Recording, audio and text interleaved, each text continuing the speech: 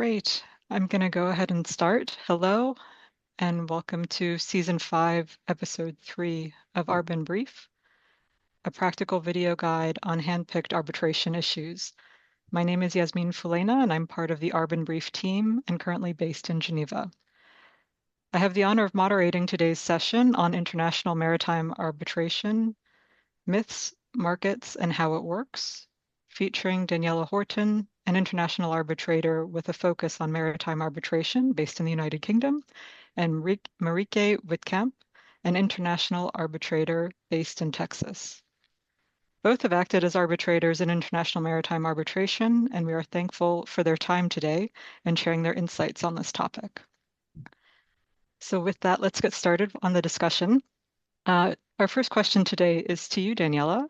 For those who may be less familiar with maritime arbitration, it can be seen as possibly a specialized, maybe even a niche area. Are these fair adjectives, or is this a fair statement to describe maritime arbitration? Yasmina, firstly, thank you very much for having myself and Marieke today. It's a great pleasure to be here talking to you about maritime arbitration.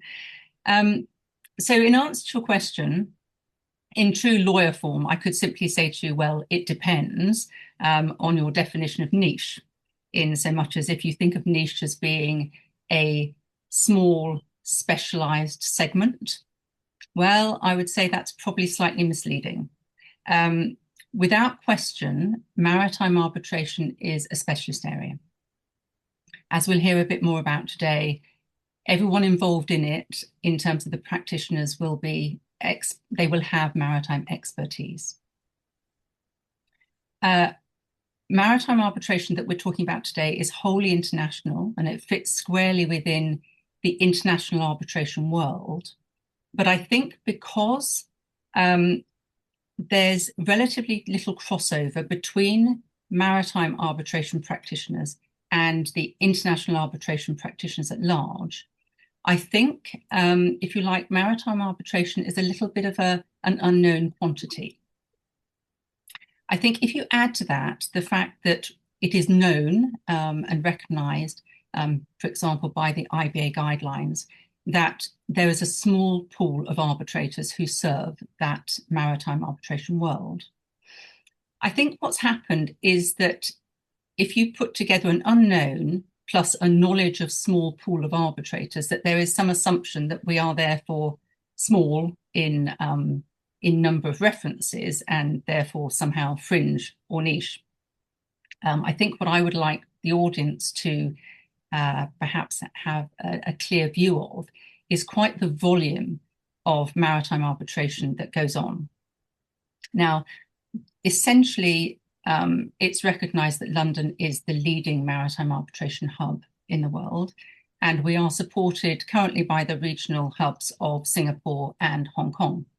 I've taken the statistics that are published by the relative arbitral bodies in those jurisdictions, and essentially what you have is you have on average 1,800 new cases coming to London maritime arbitration every year. You can add to that 100, say, from Hong Kong and another 100 from Singapore.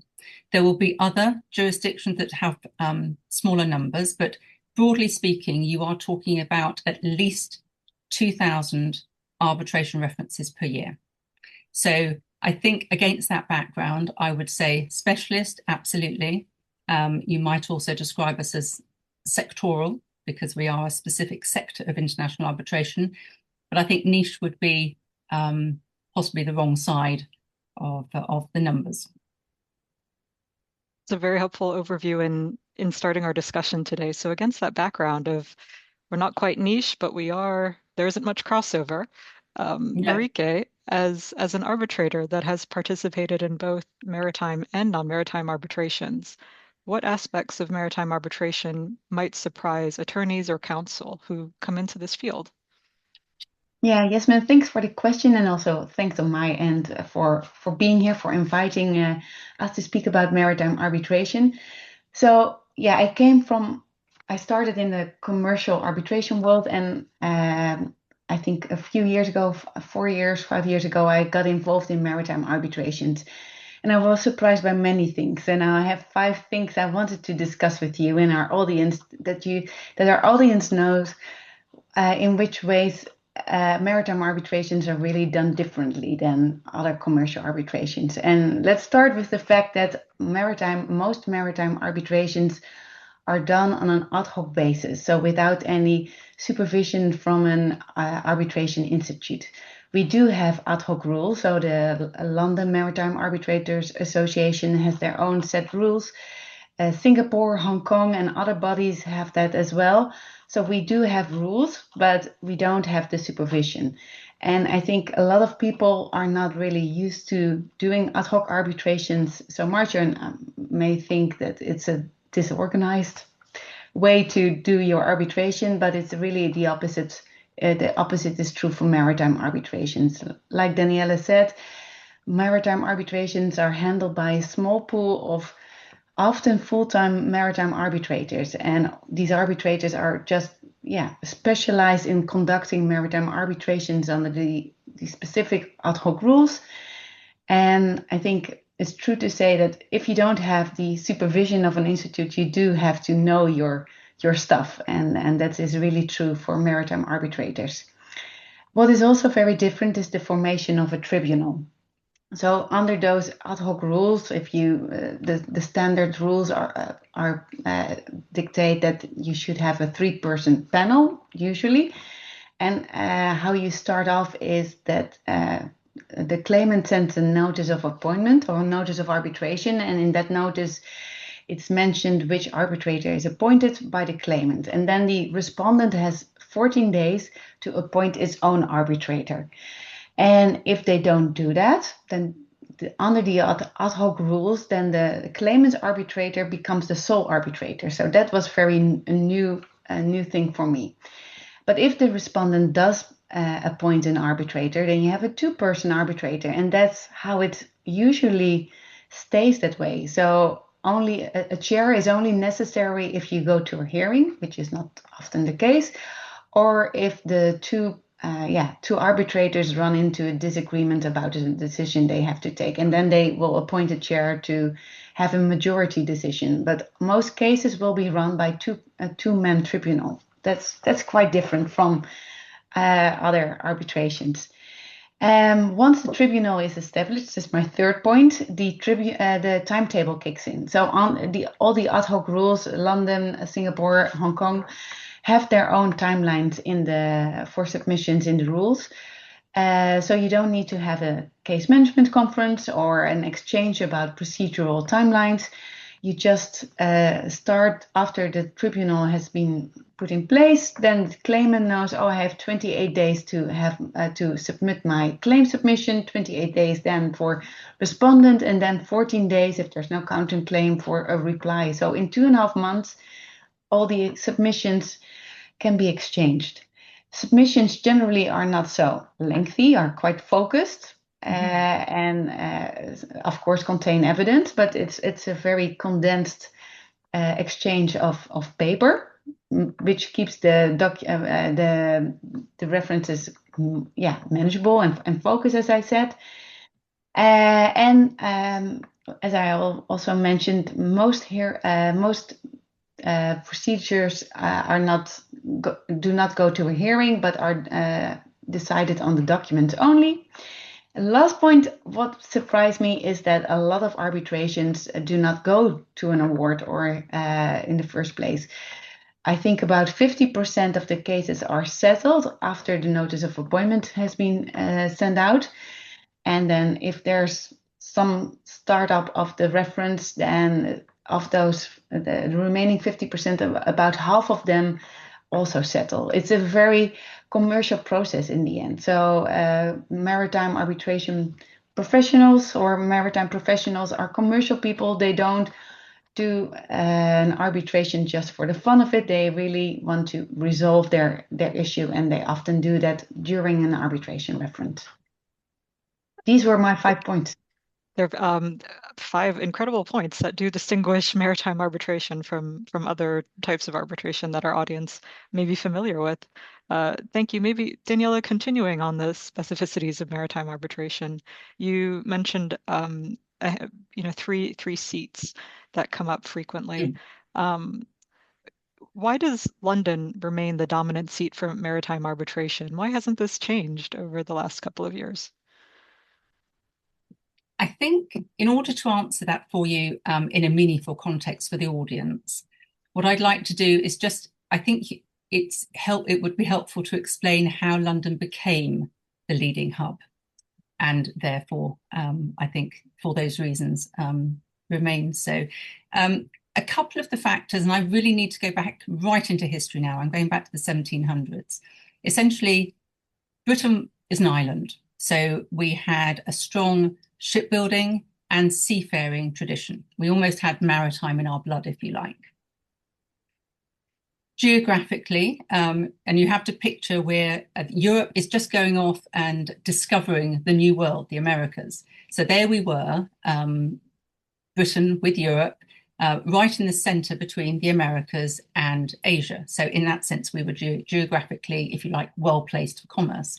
And this really, I think, leads to the key point, and that is that in around the 1700s, the city of London quite literally became the commercial hub of the world for some time. What that meant was that the commerce grew up from the merchants who were producing goods in the UK, who were bringing them from the Asias. It meant that ship owners were bringing their ships into London, needing cargoes to go off to the Americas and so on. So imagine this commercial center, this commercial hub. This was the very beginnings of institutions we know today, like Lloyd's of London, the Baltic Exchange. Just to give you a flavour of how very central maritime matters are to London. When I first came into shipping in the 90s, when I was first qualified, I came across Lloyd's of London, didn't know anything about the insurance market before then. And I found out, much to my amazement, having just myself fallen into shipping, that there were two categories of insurance in London. There was marine, and then everything else was known as non-marine, and that remains the case today. Another example is the Baltic Exchange.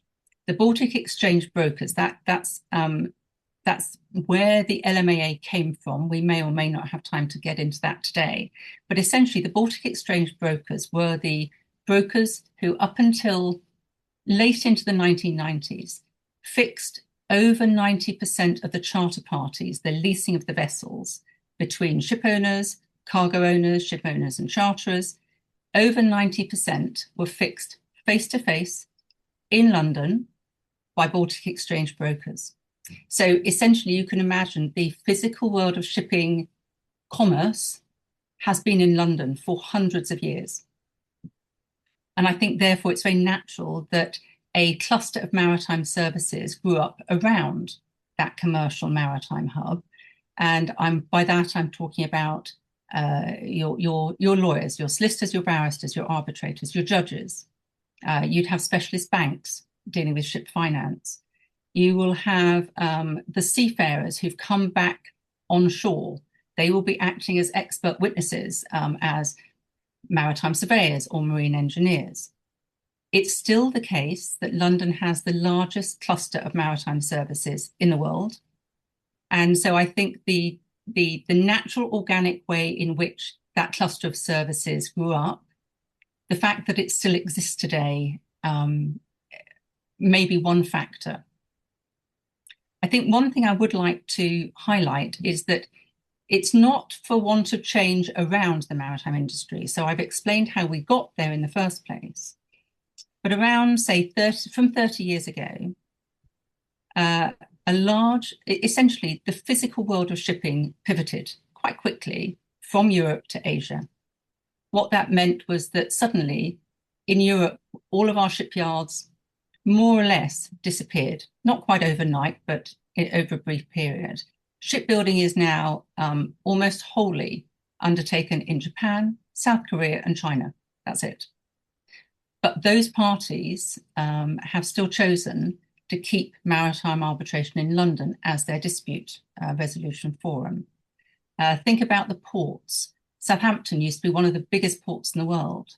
It's now way down the list. If you look at the biggest ports in the world where you've got most cargo movements, all 10 are in Asia. And the last time I looked, 7 of the 10, it may even be more than 7 now, were in China. So notwithstanding the changing world around London, London naturally became the centre for maritime arbitration for the history I told you about, and it's remained the case today. And thank you for the very complete answer there. Marieke, even though London continues to be the dominant arbitral seat, I think we touched a bit upon Hong Kong and Singapore being seats as well. In your opinion, what might be driving the arbitral seat change, but the continuing use of English law as governing the underlying dispute? And I realize you may have covered a bit of that already, but Yeah. welcome your thoughts.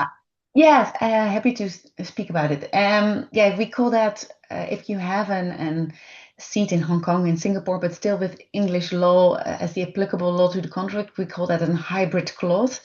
And we've seen that show up also the last 15, 20 years when when Asia became much more, well, the commercial and maritime hub. So as Daniella said, when the physical world of shipping moved to Asia, the seats of Singapore and Hong Kong also became a little bit more attractive. But yeah, English law, for the reasons that Daniella said, remains really the body of case law and law that on which the disputes are being decided. And I think people will not really so quickly deviate from that. I think with the centuries of case law being built up and the expertise that's still in London, I think that you will see English law as the applicable law for even though the seat is somewhere else. And I think it's also fair to say that in those Asia-seated arbitration, Singapore, Hong Kong, it's often still the London-based arbitrators who are handling those cases, who are being appointed in those cases. So that also, I think, still confirms the reason why English law is there to stay. The expertise for arbitrators is for a large part still in London.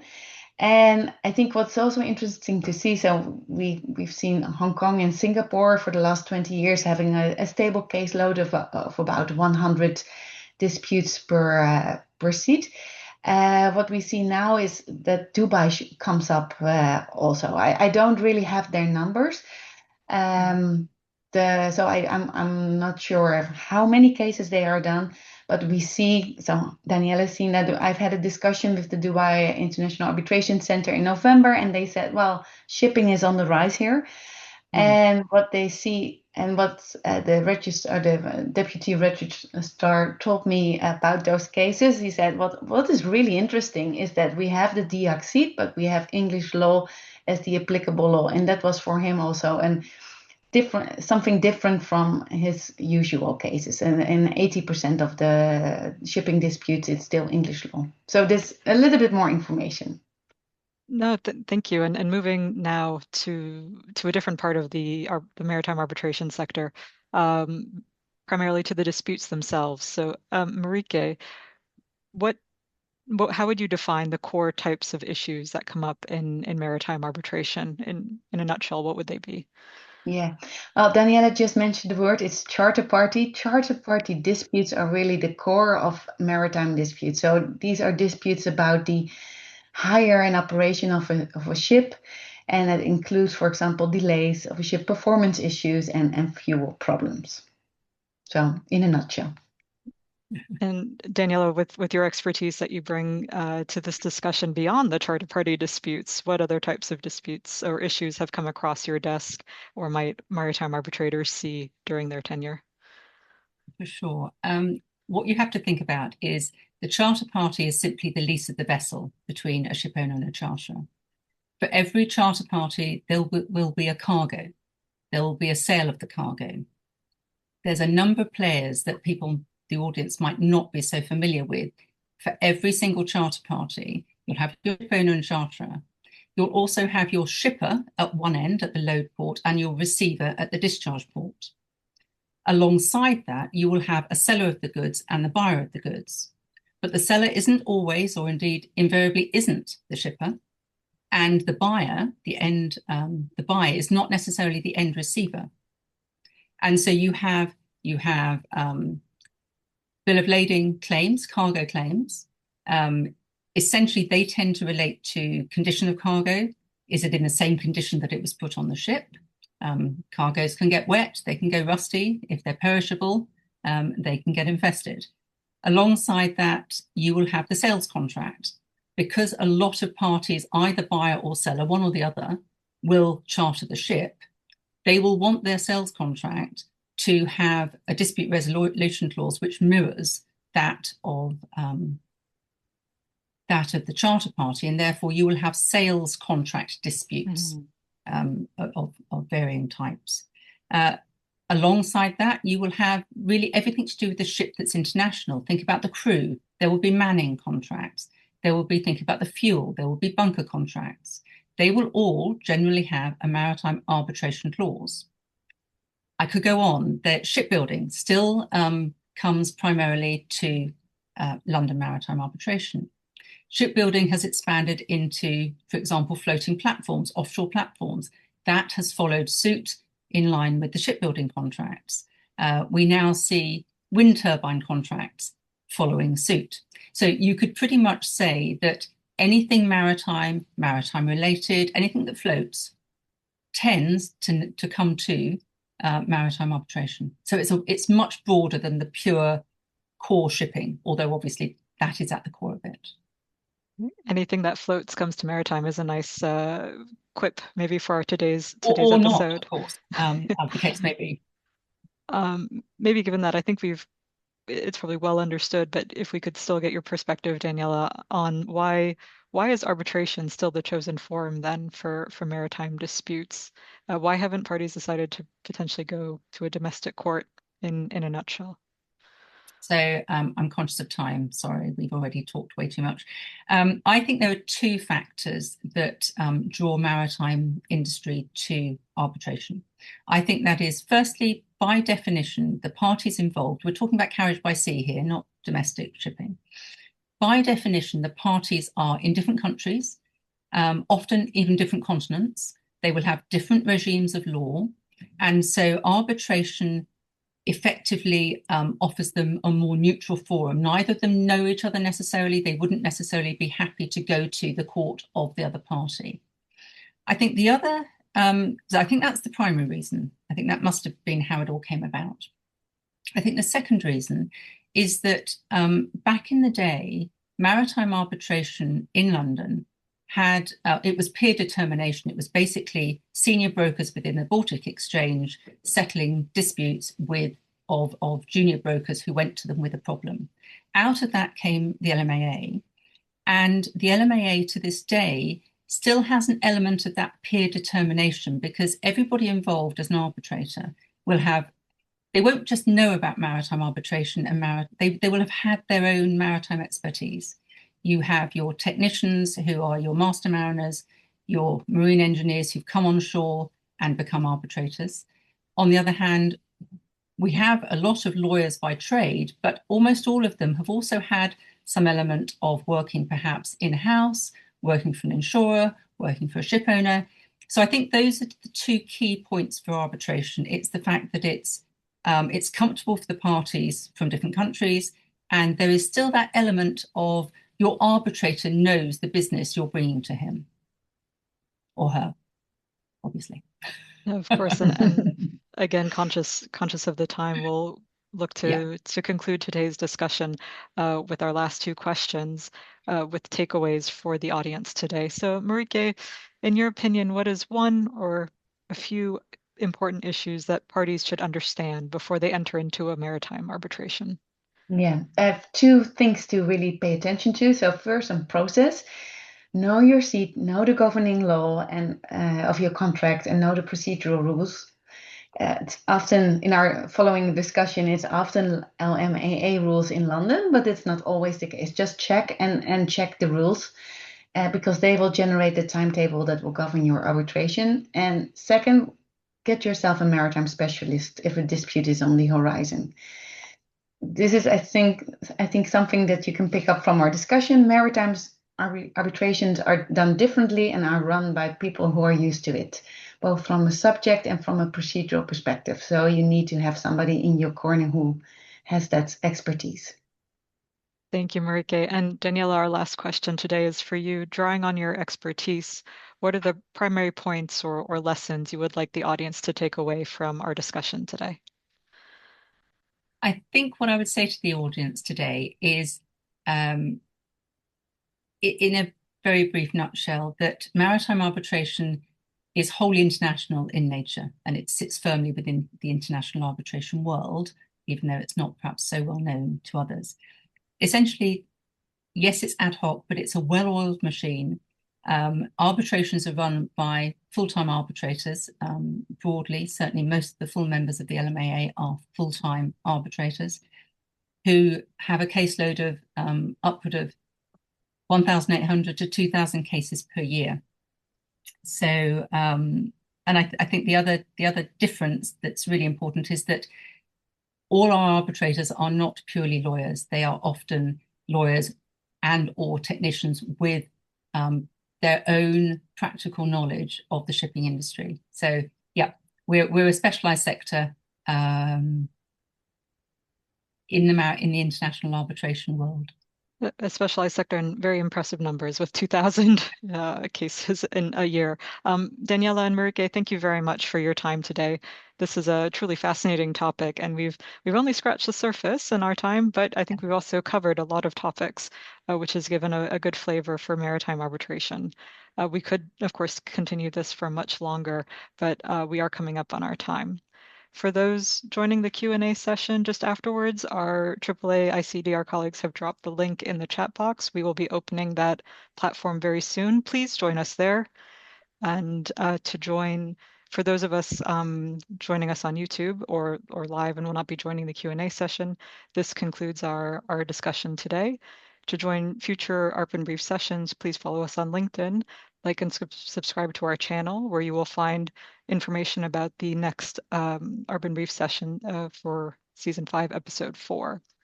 Before we conclude, I would be remiss to not thank our partner organizations, the ERA Pledge and the AAA ICDR Asia Case Management Center, for their invaluable support in making Season 5 of ARBinBRIEF possible.